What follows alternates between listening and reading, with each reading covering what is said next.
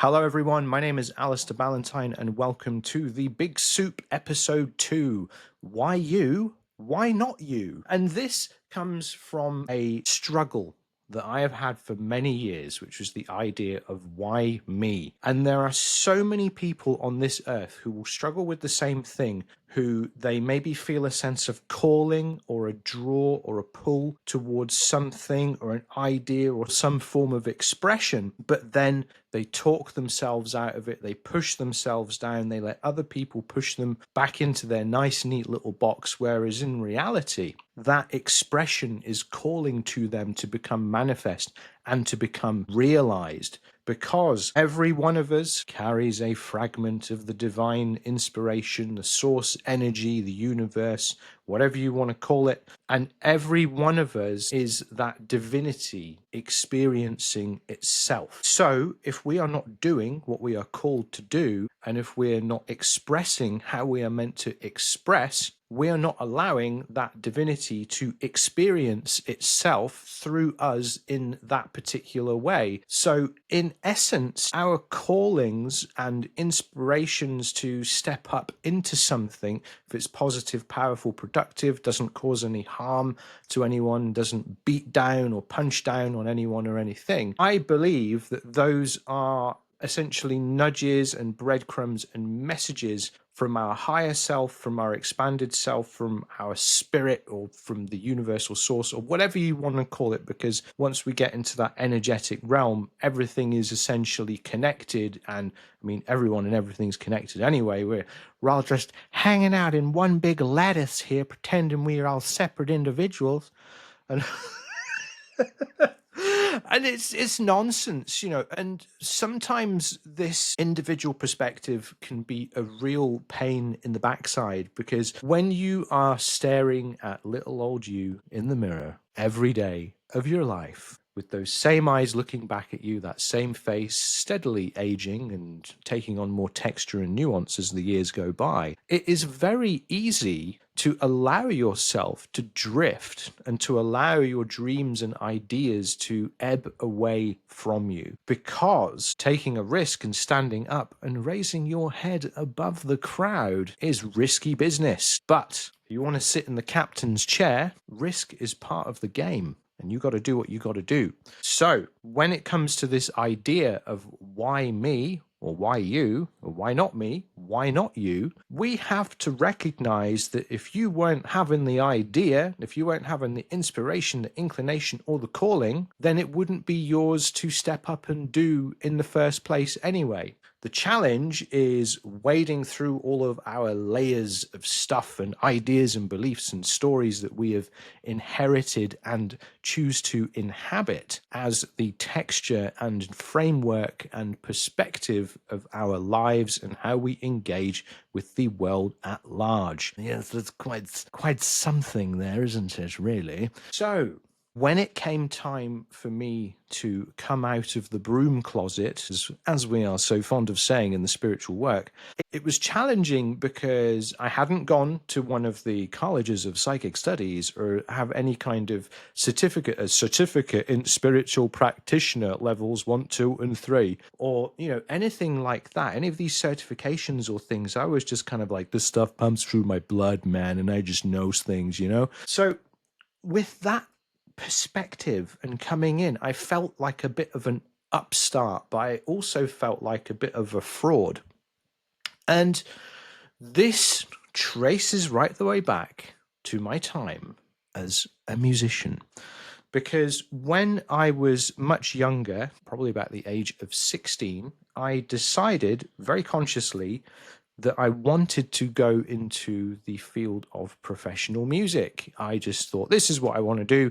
We get one life, screw it, I'm going to roll the dice and take a risk. And I pulled myself out of mainstream education. In the UK, education system was at the time compulsory up to the age of 16. So I did all that stuff, and then I did 1 year of the next level, then I was done. And people thought I was crazy.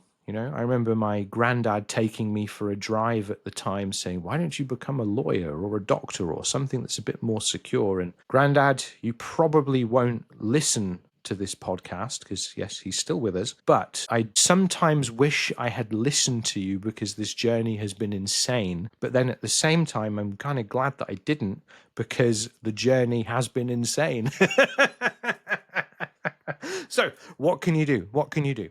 The thing that was interesting was what was underpinning my choice to go into music, which was, I remember this pretty clearly because someone was asking me about it.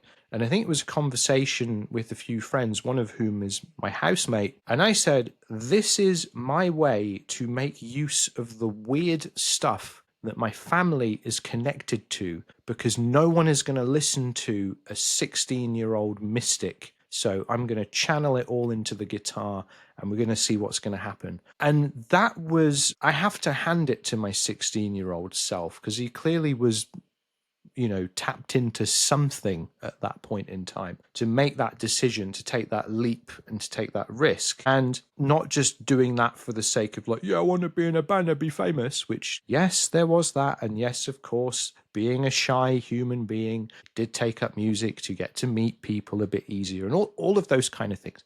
But you strip all that away, and that sense of wanting to work with and connect with the spiritual energy through music in a way that people could connect with and enjoy it and feel elevated and uplifted. That was a big deal. That was a big insight for a teenager, And the thing that I found interesting was I have always had the same kind of approach to life, in that everything is an ingredient in the kitchen cupboard and everything can go together if you're brave or crazy enough. But it's really important that you know how to balance the flavors, because when you can balance the flavors, you know what goes with what, and you know what is appropriate for different types of situations.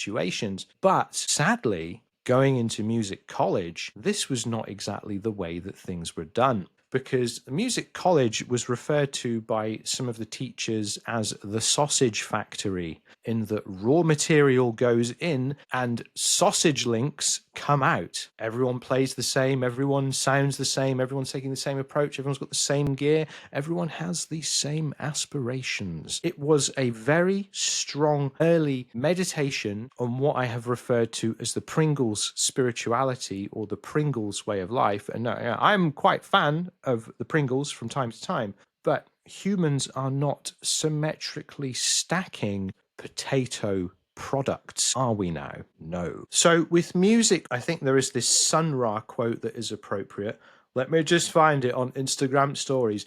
Music is a spiritual language that represents the people of Earth. That was always my vibe.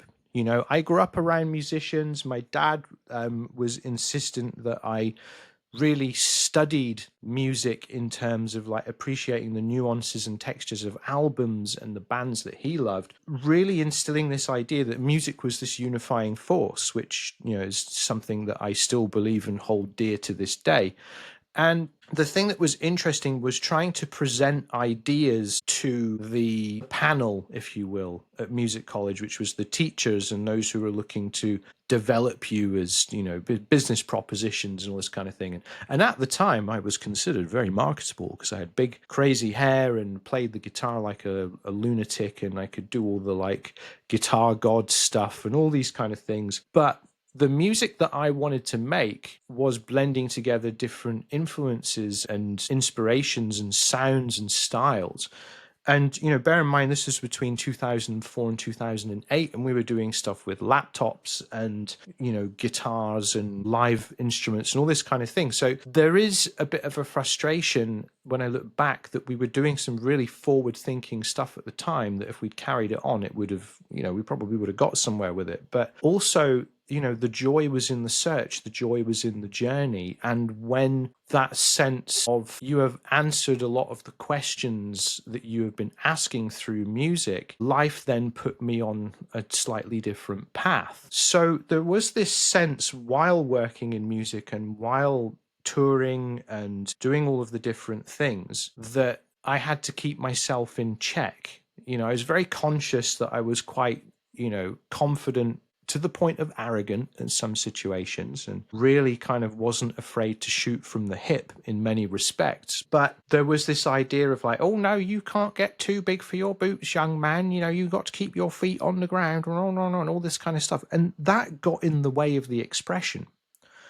And when you recognize that you are in the service of a higher calling that is transcendental of yourself and connective with others, you need to do what you can to serve that calling in the best way possible. You need to be prepared, well versed, well practiced, and in an appropriate frame of mind to achieve what needs to be achieved. Which, bear in mind, I was at college between the ages of 19 and 23, and then on the road for a couple of years after that, taking me through up to about the age of 26, 27. That was not really a time in my life where I had my head screwed on forwards, and it was more about chasing the experience and seeing what could happen if I followed the thread. So what was interesting there was no matter where I was, who I was playing with, or what kind of style I found myself in, it all just felt like data collection, and it all felt like you're here to observe and to participate and to go as far as you can with this in the time that you have. And then it came to a point where I thought, right, I need to start laying a path for the people behind me. I need to sort of I've carved my path through the forest here, and maybe others are going to want to follow so they can do the same thing. So then started my interest, partially in teaching, but then also through necessity, because I was like, I need to pay the bills here when I'm not playing. So getting into music then from a teacher's perspective helped me understand it a lot better. And I will say this to, anyone in any walk of life, that if you really want to be the best version of yourself at what you're doing, teaching what it is that you're interested in is one of the best ways to elevate your understanding and deepen your connection with the subject. And a lot of people shy away from teaching because they see it somehow as lesser. But if you consider that you're throwing the ladder down for the person behind you to walk up, and we're kind of forming that human chain in a practice or an idea or a niche or whatever it is, that's a really honorable thing. That's a beautiful thing. That is a sacred task that you have undertaken. And my hat is off to you. Obviously, if you're watching the video, you can see that I'm not wearing a hat very clearly. But if I was, I would take my hat off right now out of admiration and appreciation for anyone who chooses to make it easier for the person who is coming after them, which is something that we have kind of lost a bit of sight of in society, haven't we? But that is probably a different day's topic of discussion entirely. So when I started to become interested in education, it was that dual thing of like, I want to help others, but I also need to pay the bills. And then a snowball started happening. I became quite in demand as a guitar teacher. And what I noticed that was quite interesting was people would come for guitar lessons of all different ages, backgrounds, and aspirations and styles. But the conversations that people wanted to have with me were always of quite a philosophical, spiritual nature. And I'm like, I thought you wanted to learn this Black Sabbath riff. I thought you wanted to learn some Jimi Hendrix. But no, you want to talk to me about the mysteries of the universe. This is a little strange, but we'll go for it. I'm down for it. And I was a guitar teacher for about 6 years while I was touring and doing other things before I decided to train as a teacher. Now, one of my aspirations at music when I was studying at music college was to be a teacher at music college and then go and play with my band and do stuff, because that's what I saw the teachers doing. And I thought, yeah, that's cool. That's a great balance. That sounds really interesting to me. And there was an opportunity to start on that path. A vacancy came up in the city that I lived in, and they were like, we need a guitar teacher for our course. And one of the requirements is they need to go through teacher training, and you can do it at a discounted rate. And I was like, right, okay. Universe has thrown me a bone here. And this was in late 2014. So I just turned 30. I'd gone through my Saturn return, again, subject for another day. And suddenly it was like, okay, now we're going to like really sort of like lock into this. And like the quality of the gigs I was doing at the time had improved. I was being more selective, was going out for, better wages, more interesting shows. And it just felt like an elevation. So I started my teacher training course in 2015, and it was a postgraduate course, which was a general teaching qualification and with a music subject specialism. So it was really cool because I wasn't just training with other music teachers. I was training with people who wanted to get into adult education as teachers in various different subjects. So the diversity and variety of ideas in the class and people as well was great. I really appreciated that because I had flirted with the idea of doing a PGCE a few years beforehand, but that would have been,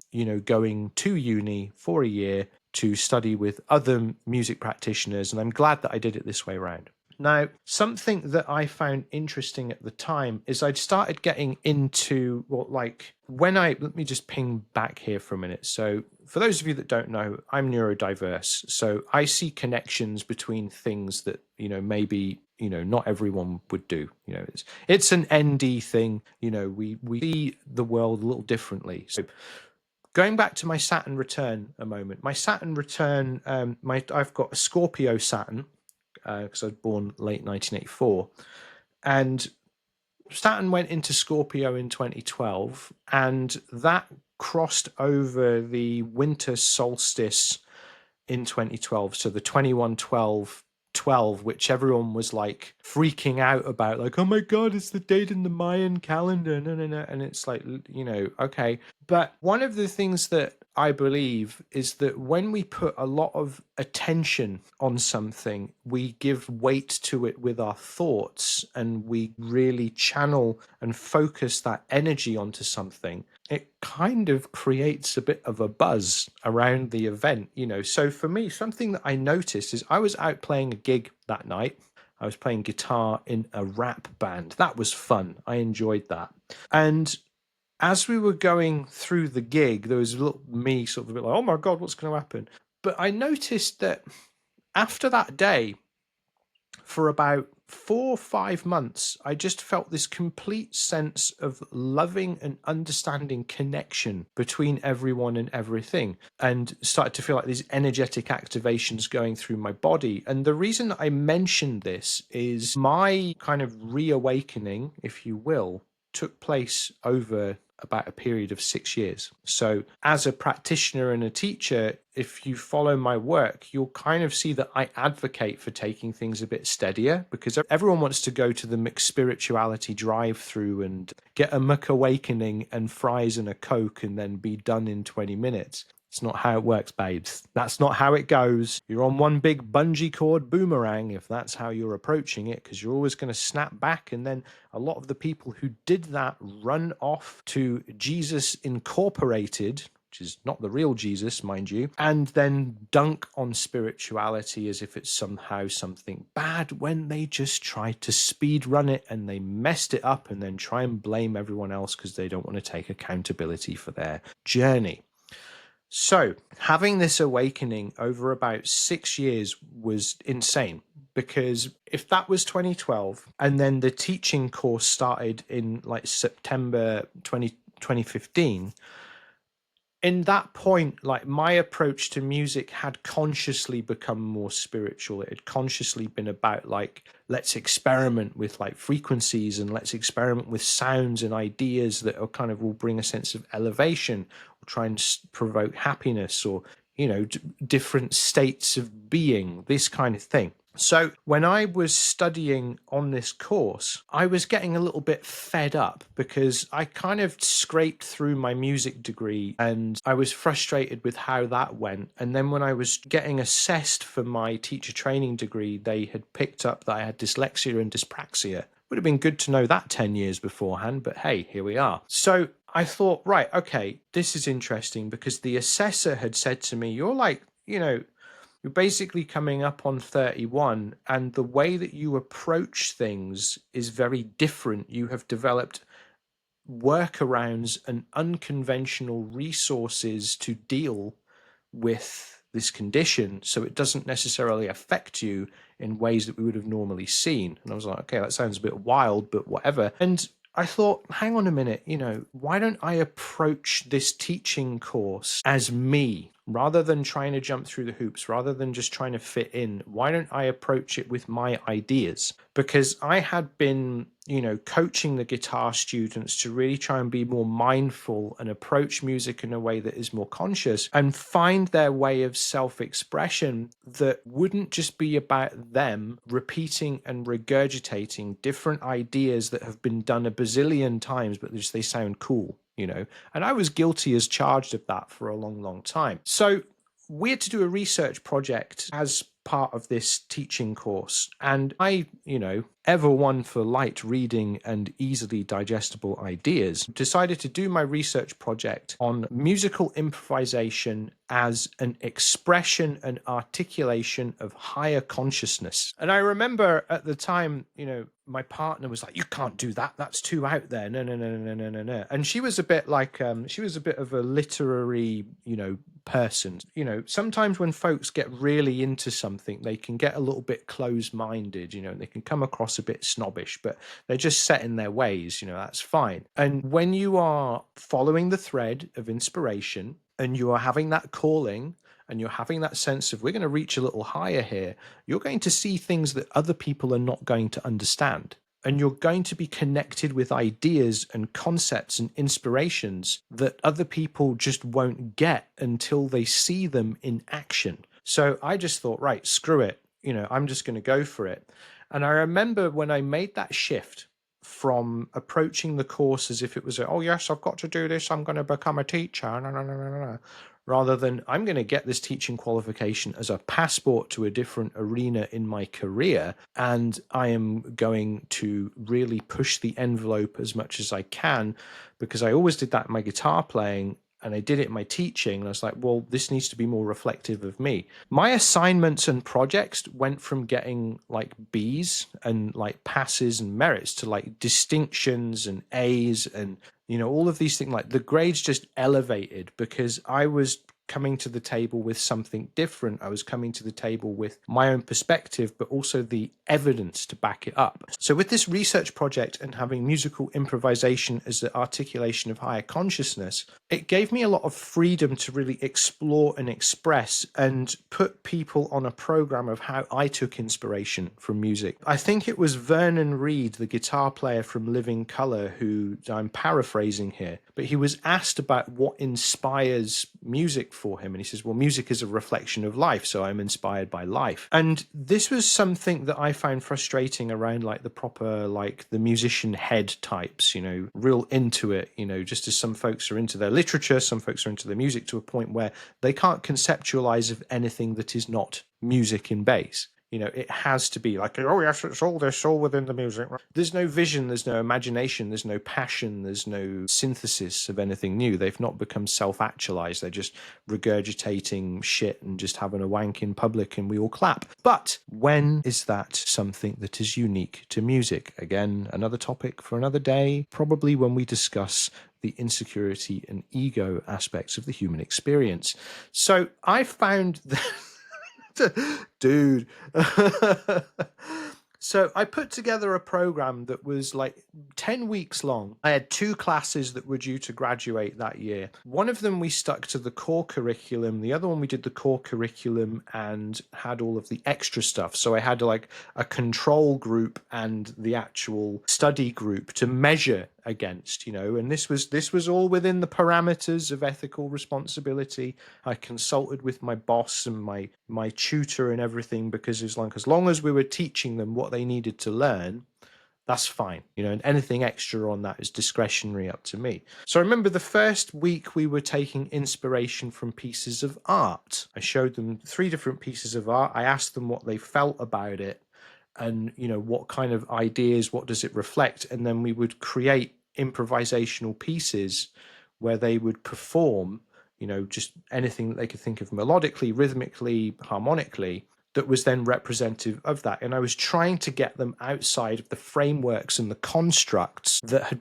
been hamstringing guitarists for such a long time. And as we went through the weeks, we did various things. So we did Southeast Asian folk music at one point, where we were like listening to like gamelan music and things. And then another one, we did speeches, and we did this one exercise where we were overlaying different YouTube videos on top of each other to just create real abstract stuff and get out there. And we were really starting to cook. You know, we were coming up with these interesting ideas. And then one week, the week that I was being observed by my tutor, I completely forgot to plan the lesson. So time rolls around. These were my afternoon classes. And then I had the first class come in and like, okay, right, we're going to, and I was like, oh my God. And then I realized I'd forgotten to create all of the material for the next class. So I was panicking. And I had a changeover of about 10 minutes. And I remember we did the first class. This was the control group. And in between, I used to go hang out with the tech guys in their little cupboard place. There was this tiny little room with all like the cables and computers and things. And I was like, I don't know what to do. I need some inspiration. And they were like, do you want a cup of tea? And I was like, oh, tea. Yes, let's do that. And I grabbed a tea bag and blagged a 90-minute lesson on a tea bag. Basically, we did the core content, which was about half an hour, but then the next hour was like, right, we're going to talk about this tea bag, you know, and we're going to explore it, and we're going to look at it from like a cultural perspective. Where does the tea come from? What kind of part of the world? What kind of colors are associated with that? What kind of texture does that affect our choice of chords, scales, modes, you know, all these kind of things. And we were able to start spinning down these ideas from the most innocuous of everyday items, which, you know, as much as the Brits believe tea is sacred, it's something that we take for granted. So it was interesting because this idea of approaching things from an unorthodox place had become part of my DNA. It had become part of my vibe as a musician long before, but now as an educator. And by the time we got to the end of the project, I put the two classes against each other and I recorded everything. And the class that was in the control group was, sure enough, playing all of those same ideas that others played without much thought. And the ones who went through the process were taking time to approach the instrument. They were reflecting, and they were taking more risks and expressing themselves in ways that the others were not. As in, like, there was actually some genuinely interesting ideas coming through, and a sense of a development of a distinct voice of these players through the period of that course and what we were discussing with each other. So it was fascinating to me. I did really well in the qualification. I passed with a good mark. The teachers all said I should, you know, if I ever wanted to do a PhD, this is the thing I should do the PhD on, and they would back me. So one day I might do that, but we'll see. But the thing is then after that happened in true multi-Scorpio placement fashion, suddenly my relationship broke down. Suddenly I was into the breeze. I had my qualification, I had my notes and everything, like bam, it's like, all right, boy, off you go. So I moved from the city I was in down to London and started working in the different schools there. And from that place, taking music to working with the different age groups in a classroom setting was fascinating because, again, the students wanted to talk to me about philosophical things. The students wanted life guidance and advice on things that they were encountering as they're going through their teenage years, because I was temping as a substitute teacher. Imagine me as a substitute teacher just coming in and, like, you know that you don't have to take it super seriously. So we're kind of talking about other things. And then, I had long-term placements as high school music teacher as well. But then after that, I got a gig teaching at a music college. I had achieved this sense of, this is what you've been looking to do for quite a long time. So now you've got to this place, you've had this measurable step in your career. So fantastic, great. You think, oh, this is wonderful. Everything's going to unfold from here. Of course, life has other plans. But as I went through that job, I was in it for about a year. It came to light that college that I was working for only cared about making money, didn't care about the student well-being or anything like that, to the point where I became the fall guy for some very unethical decisions that were made before I was even hired. So I was pushed to a point of breaking where the doctor then had to sign me off. I couldn't return to my work, and then suddenly my career in music just screeched to a halt. I was 33, 34. I think I was 34, or coming up on being 34 anyway. And everything that I'd known since the age of 16, bam, stopped. Now, what was interesting is when I was a little boy, I remember this, I think I was about 8 years old, and we were talking about what are you going to do when you grow up? You know, what do you want to do? Who do you want to be? And I remember saying, I don't know, but I know that life is going to get started for me when I'm 35. And I didn't think much of that at the time. It just seemed like it, you know, when you just know something, it's a truth, it's a certainty, you don't really question it. But when this, you know, burnout, breakdown, whatever you want to call it, happened, it took me a long time to get back up on my feet. It took me about a year and a half, actually. And, you know, I wasn't like, you know, a potato. I could still do stuff, but I couldn't pick up a guitar without feeling burning rage for about 4 years. And still, I barely play now, which is funny, but hey, them's the breaks. When I got better and when I was playing again, we were about, you know, a few months out from the COVID lockdowns. So I'm up on stage, we're doing things and all this. You know, I'd still been gigging as a DJ and I was working in events and all these things alongside all of this because it wasn't music in general. It was a problem. It was specifically like the guitar side of things that would have had this association energetically in my nervous system. It was like protecting me from what had been this source of great pain. So it just felt like another sort of weird twist of fate that by the time everything was rolling again, it was like, boom, computer says, no, we're not doing this. I thought, okay, right, fine, screw it. You know, bear in mind, I had consciously been practicing in the field of spirituality all this time, whether I had a guitar in my hands or I was stood in front of a classroom or an audience. This was all the spiritual work. It was all the apprenticeship, if you will, because I come from a spiritual family. On my mum's side, they're practitioners, they're readers, seers, healers, going through back through the generations, you know, so it's in my blood. You know, that doesn't make me like special or anything like that. It just means how I interpret it is there's just a bit of a natural inclination to this work. It doesn't mean, oh yeah, this will never be as good as me, because that's bull. That's absolute bull. You know, you're as good as anything that you put your mind to and you put the effort in to back it up. Let's just make that very clear. But for me, it was that sense of you had to get out there and live. You had to get out there and experience, and living that life in a very precarious sort of manner and through precarious different situations. And, you know, I don't come from a rich background or even a comfortable background. You know, I've had to make my own way.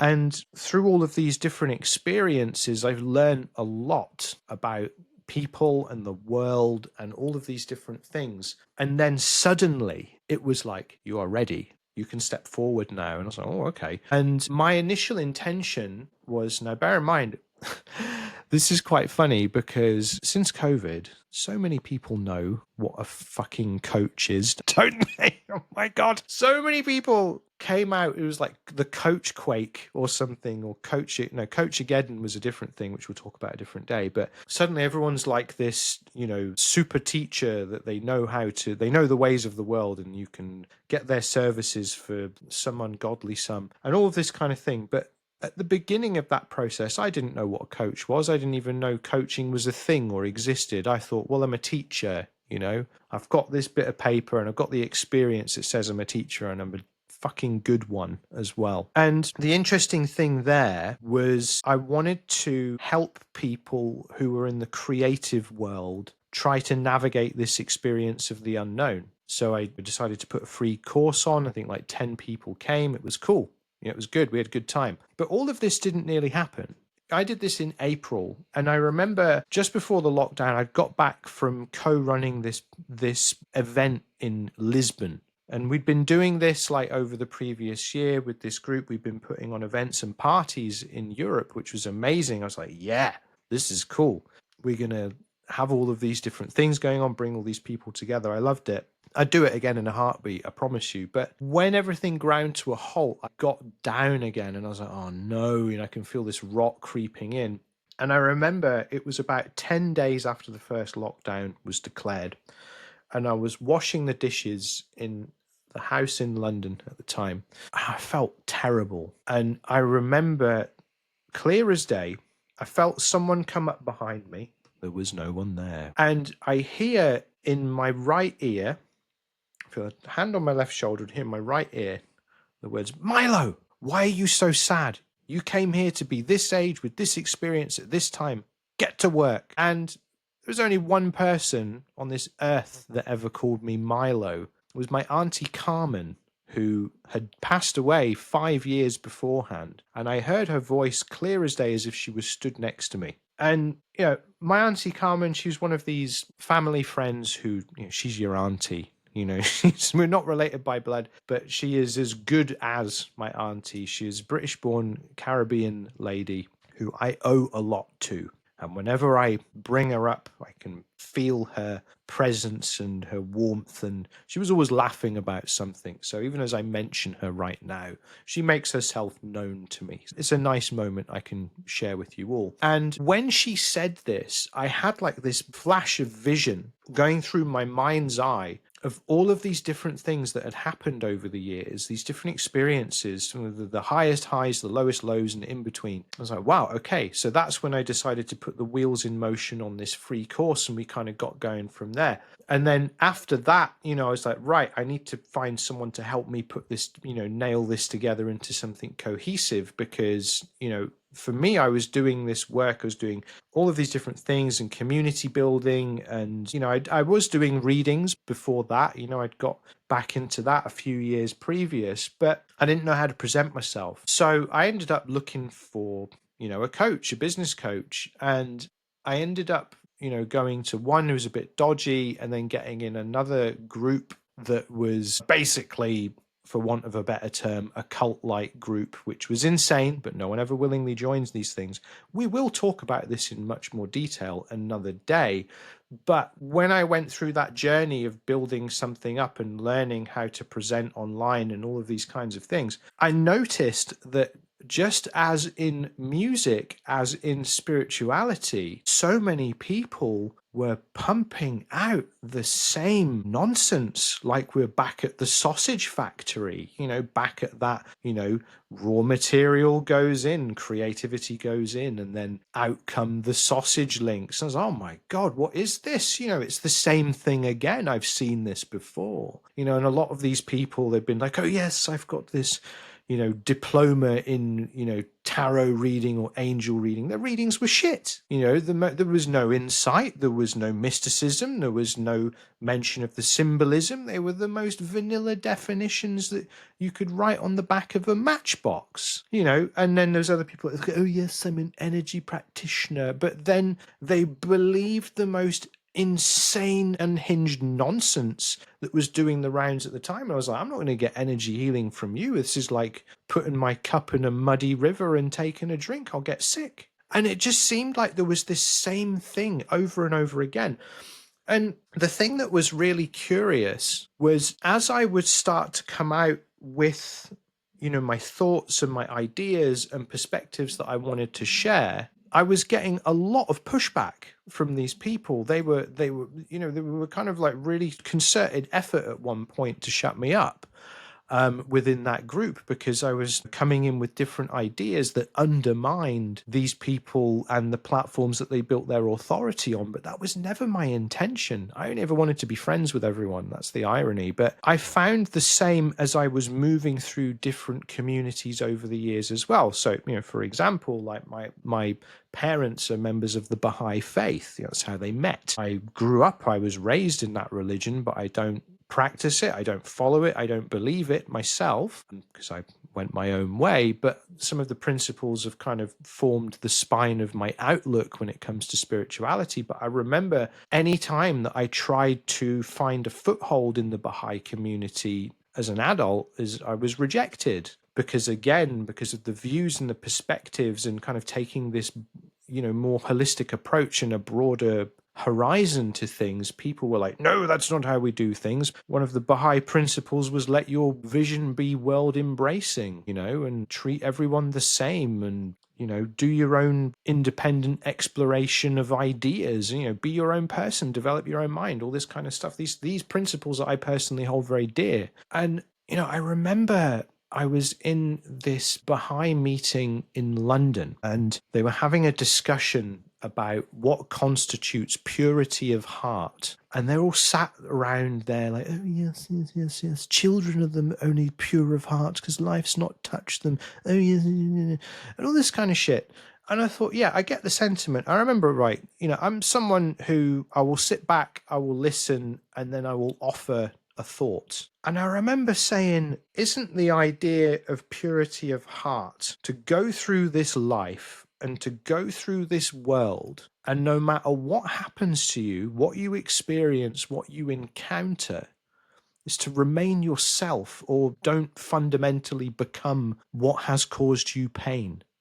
And find your way through all of this. Let your experiences give you texture, but don't let them compromise the core aspects and the core ideas of who you are. And if anything, as you go through the trials and joys of life, you remain yourself, therefore indicating that you have that purity of heart, that strength of identity, and that sense of groundedness in yourself, that regardless of where you are, who you're with, what's going on, you can still be you. And I thought, oh, so yeah, that's all right, isn't it? That's makes sense. And I remember the person running it just kind of going, yes, well, I think it's more appropriate that we stick with the idea that children have the purity of heart. And I just thought, do you know what? You're talking out your fucking arse. Like, shut up.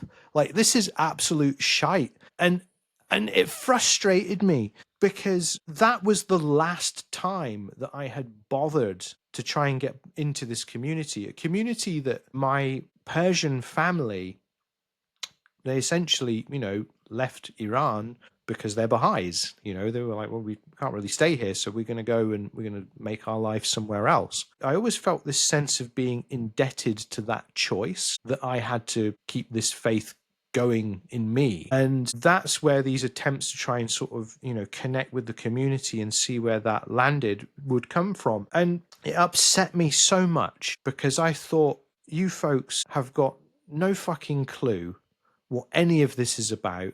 You're sat here in this wee room in somewhere in East London getting sanctimonious about this stuff, which is not in the teachings. You're not supposed to be sanctimonious shit. And you're embodying everything that this is not supposed to be. I definitely want no part in this. So not only had I seen this in like the faith community that I was loosely affiliated with over the years, I'd also seen it in music, but now I was seeing it in the practitioners as well, where so many people in the, spiritual business world have these ideas that, New Age spirituality, a lot of it is cultural misappropriation. And we can't take a super broad brush here because this is a conversation and debate that has been raging over social media for the past few years. I think there is a big difference between New Age and Woo Age and cultural misappropriation and syncretic spirituality. So for me, I would count myself as a syncretic practitioner where my ideas and principles, concepts, views, and approach has been informed by the different groups, ideas, cultures, and lineages that I've come into contact with over the years. And with that, I have a lot of respect for certain things. There are certain things that are closed practices that you need to be initiated into, or you need to be from, a certain lineage or tradition. I'm not initiated into those closed practices, nor do I make effort to try and be, because it's not my place, because I respect that some things are open to everyone, but not everything is. That is fine. It's not an issue. But with cultural misappropriation, that's when people are just cherry picking without respect. It's just like I had a joke with a friend where she's a person of Lebanese origin that lives in Egypt. And she was always talking about how, people would misquote Rumi as to be about their ex-boyfriend rather than God and this kind of thing. And it was interesting how in a lot of like the kind of the westernized Woo Age practices, everything came to be about the individual. Everything was about venerating the individual cause and putting the individual above and separate to the world, rather than creating a sort of a harmonious sense of connection and this kind of thing. And, and this is how we get to like affirmations to manifest a Mercedes Benz and 20 million quid instead of a reality where there is no unjust war, aggression, suffering, and everyone has what they need. And maybe we can have the Mercedes Benz in that reality. Anyway, I digress. But for me, this idea of having an evolving spirituality, having something that was like a fingerprint, I'm a mixed race person. And for many years, I felt like I had to sort of pick a side. But I realized that the more that I did that, the more I was denying part of myself. So I'm Scottish by birth. My dad's Scottish. I was born in Scotland and I've lived most of my life in England, whereas my mum is from Iran. And for me, it was always that kind of sense of repressing the mother's side, whereas now the mother's side is where the connection, the work and the lineage comes from. And it wasn't until that I had that inner reconciliation and harmony of who I was that things started to make sense. So having a spiritual practice that reflected who I was as an individual, then things really started to change, things started to move. And then that is also what locked in the lineage of experience as a musician, the lineage of experience as a teacher, and also just my general life experience. Because for me, because for me, I always had a crazy amount of life experiences from a very young age. I used to joke with my family and friends, like in my 20s, I was like, yeah, I may be 20 odd, but I've definitely lived at least 70, 80 years. So it's true, it's how it was. But for a lot of practitioners, they tend to have an accelerated path of life experience and growth and all this crazy shit, because you need to get to a point where you can immerse and digest in those experiences and spin those threads of experiences into the rope of wisdom. And that is open to everyone, but it's not it's not an easy thing to do. And it very well near broke me on a number of occasions. So I'm rolling into this practitioner space with my lineage, my connection with my ancestors, the natural connection with like the Celtic deities, the ancient Persian deities, which obviously, you bring in like, Mesopotamian, Sumerian, all of this other kind of stuff. And then the other connections that I had learned through my various travels and all of this kind of stuff and other things as well. So it was like a real kind of a tapestry of spiritual expression and a tapestry of spiritual practice that to other people just seemed a bit like, what are you doing? You kind of get like, there was this one practitioner in that business group who, I don't understand why, I think it must be insecurity, but they seem to absolutely hate any and all other spiritual practitioners and would attach themselves like a limpet to anyone that they viewed who could essentially fuel the fires of their own success. Is very, sales culture kind of person, the wrong energy to bring to the spiritual table, let's be frank. And because this is not a contest, it's not a competition. In my mind, we're all like members of the same faculty. We all might bring different things to the table, but we aren't in competition with one another, because again, the syncretic practice and having different experiences and weaving a way of working and sensibilities of that. And to me that was like, well, this is my path, this is what I'm about. I'm not going to put that on other people, but I am going to help others develop that for themselves, and that's what I've been doing with my clients and community and people that I've served, is actually helping them spin down their own thing, and helping them realize that and that kind of thing, because then that supports their agency and autonomy, and it doesn't put me in their path as some kind of gatekeeper and the arbiter of spiritual wisdom, which is another thing that I was seeing in these practitioners in the, not just this business group, but other business groups online and in that kind of sphere. So, when we were talking in the last episode about spirituality as a commodity and it being packaged up to be sold and to, have all of these different kind of things that mean like, oh, if you do this, you're spiritual. If you don't do this, you're not spiritual. All of these metrics and things, and like, policing other people's expression and this kind of thing. You just think, oh, bloody hell, really? Is that where we are? Like, because the thing that attracted me to a spiritual journey was I always have believed that there is something out there. I don't believe in the vision of God that sits there judging us. Some people are chosen, some people are not chosen. This is bullshit to me, because when we go back through these lineages of belief, we see that a lot of them have been altered by human hand to be about control and repression, oppression, whatever you want to call it. Whereas when we get to the nucleus of all of these different beliefs, the nucleus is always love one another, treat one another as you would wish to be treated. Everyone is your brother and sister, these kind of very universal ideas, which I felt we've kind of lost a little bit, So for me, it was about like, where can I see this in action in the world? There was that, I don't know who said this quote, but there's that, it does the rounds on the internet quite a lot, where it says, man believes in God,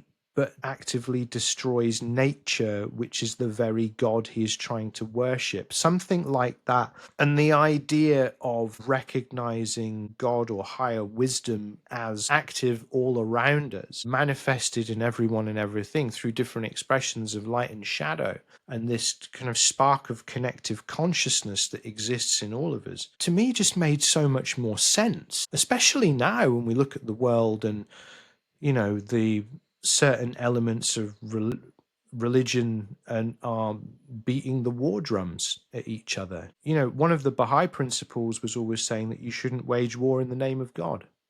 And the Baha'i religion believed that everything was a cyclical revelation. So it's kind of like all these prophets were like in a relay race with each other to hand over from one era to the next. And seeing that playing out in spirituality, seeing how so much spirituality in the online sphere is sparkly capitalism or sparkly hardline religion. They've just swapped the terminologies around. You don't have to look too far on social media to see this kind of nonsense, but it's not the way, because it separates us and creates hierarchy and creates cultures of superiority of one over the other. When this is supposed to be connective, it's supposed to be integrative. It's supposed to help us recognize that we're all part of this same tapestry, this lattice of energy, of consciousness, of connection, the hearts, the souls. We're all connected to the earth, we're connected to the heavens, and through the heart we're connected to each other. These ideas, that's my whole spiritual philosophy in the nutshell. Humans are a bridge between the heavens and the earth, connected to each other through the heart. Everything else is gravy. Keep it simple, keep it accessible. It's in the nuances that we find the detail. So with these various different things, I started to kind of realize that, well, why not me? Why not be someone who steps forward and chooses to put their hand on the wheel to help turn it? And this is what I say to you, because if you see how something can be different, can be better, can be improved, or there's something that is not being expressed, or something that can help others and empower them in their journeys, why not you? Why not be that person who steps up? Because a lot of the time when people have come through an institutionalized process, they are just regurgitating ideas. They don't have their own minds. And I remember some of the things that these practitioners would come out with it was just like they were plucking things out of the air. One of the problems with Woo Age spirituality, I call it Woo Age because it's the woo-woo, which is a little bit ridiculous. I don't like the term woo-woo because it is cutesifying spirituality, which people have died to protect their spiritual practices under the boot of oppression, then to have it turned into, oh yeah, that's the woo-woo. That's very disrespectful to the people whose blood has been spilled over the centuries because they wanted to worship in the way that they have traditionally worshipped. And now, many years later, we see their descendants preaching fire and brimstone for their colonizer god. It's insane to me. And it's like when people say, oh, yeah, spirit doesn't see color. It does. Spirit, as people in the Wu Age refer to it, is an amalgamation of all of these different indigenous deities wrapped up into one handy catch-all term. So you don't have to learn the stories and you don't have to learn the traditions, and you can bypass any of the processes that you need to kind of enter into a relationship of respectful engagement with these said deities. It's fascinating to me how people will try and cut corners to make themselves appear more interesting to others as a way of validating their personal authority, so people will buy into what they're doing. And, self initiation is a thing. Having initiation through your lineage is a thing. Having initiation through studying is a thing. What I'm trying to say is don't lose your own perspective. Don't lose your own mind. Don't be the person who hands over all agency and autonomy to something that was written in Victorian times that is balderdash and misinterpretation that has then been codified as gospel. A lot of this stuff that people hold dear in spirituality is complete crap. And we need to be honest about that, because we have got better access to information. There are more voices coming up from different parts of the world who are steeped in these traditions. And also, you get to define what your spiritual path is. It's not for some dullard who had, £25,000 to drop on some woo-woo certificate to tell you what spirituality is and it isn't. And for me, for someone who defines themselves as being a bit of a street spiritualist, in that my spirituality was developed on the streets of life. Yes, I have this background. Yes, there were things that set the ball rolling, but I did most of this myself. And it was all part of the journey. It was all part of the unfolding. And it's kind of made me a bit of a spiritual punk in a way. For me, punk spirituality is doing your own thing, doing what works, leaving the rest. And of course, naturally, punks are always going to upset the authority figures, because you're undermining what they're doing just by doing your thing. And it's not about intentionally trying to upset the apple cart or rattle the cage. It's just things need to evolve. So much of spirituality and healing has become about avoidance. It has become about trying to pretend that we don't have problems in the world, like we don't have all of this unjust conflict, aggression, and war, and all of these ideas that we have built the foundations of society on, of one over another, rather than seeking to evolve, and learn through the lessons of our history and become a more connective society and recognize the nuances of race, the nuances of culture, the nuances of nationality, the nuances of language and communication, and how we are all supposed to be different, and how in those differences we find our strengths, instead of trying to homogenize ourselves, sanitize spirituality, think everything is all cotton wool, fluffy, la la, all of this kind of stuff, rather than recognizing this is real, man.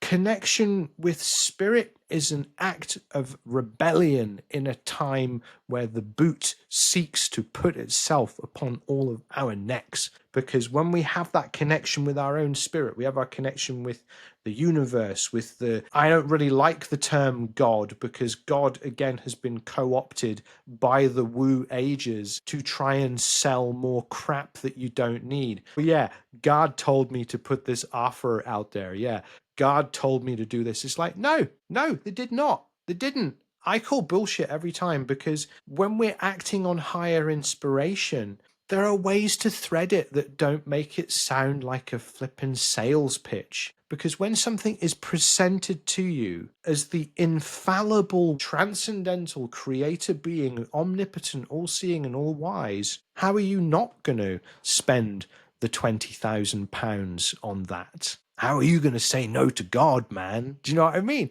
It's so manipulative. And this is the thing that people did over the years. Come inside this building, otherwise you'll be damned. Sign up to this religion, otherwise you're going to hell. All of these tactics, it's the same shit, different day. So when I say to myself, why me? I say, why not? And when you say to yourself, why me? I ask you, why not?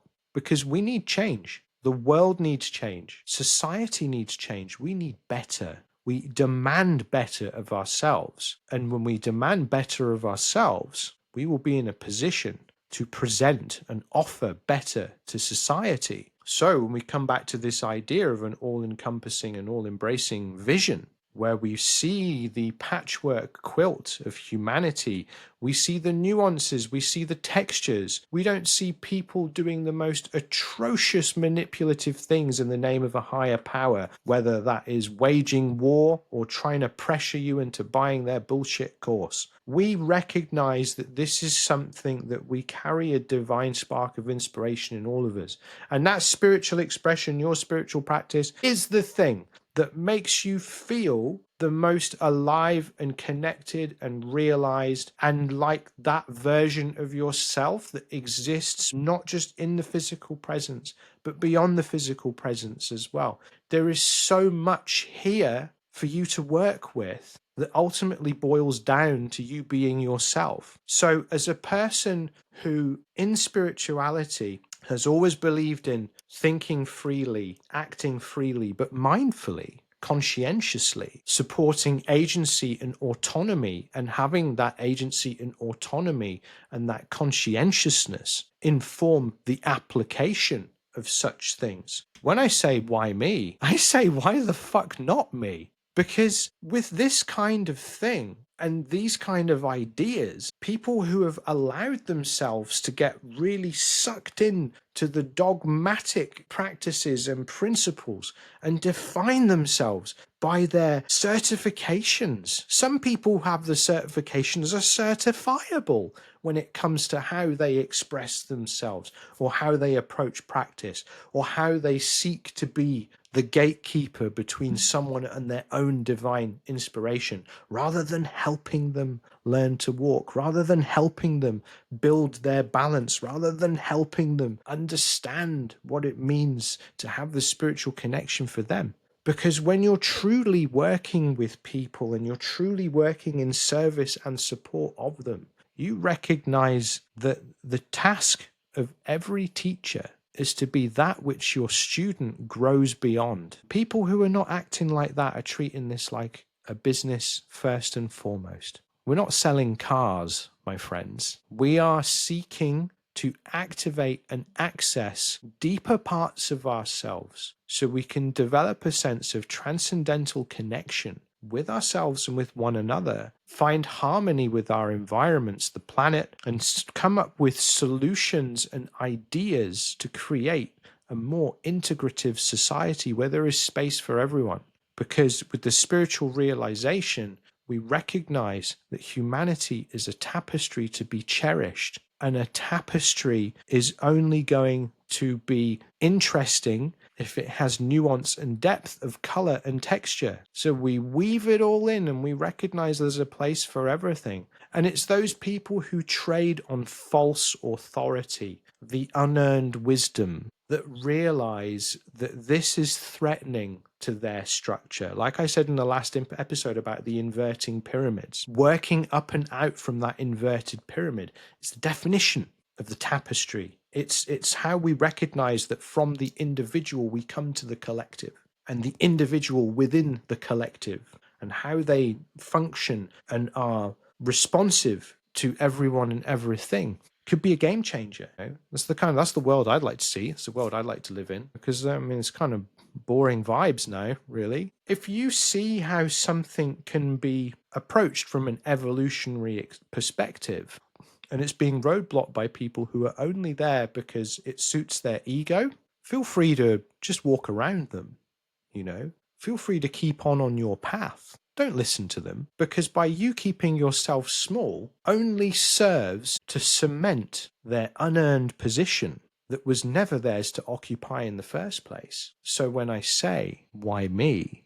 I think I've put forward a fairly compelling argument as to why not. So I say to you, when you say, why me? I ask you, why not? All right. So thank you very much for tuning in to the second episode of The Big Soup. And that was a big bowl today, I must say. My name is Alistair Ballantyne. I have been your host. And if you wish to work with me, feel free to visit my website at www.alistairballantyne.com, where I offer a range of services depending on your need. And because at the end of the day, everything is spiritual. Spirituality is the glue that holds together everything and everyone in this life. And one of the reasons we're having so many problems in our world is we seem to have conveniently forgotten that everyone and everything is connected. So if you want me to help you move forward or gain some insight or any of that stuff, just reach out, give me a shout.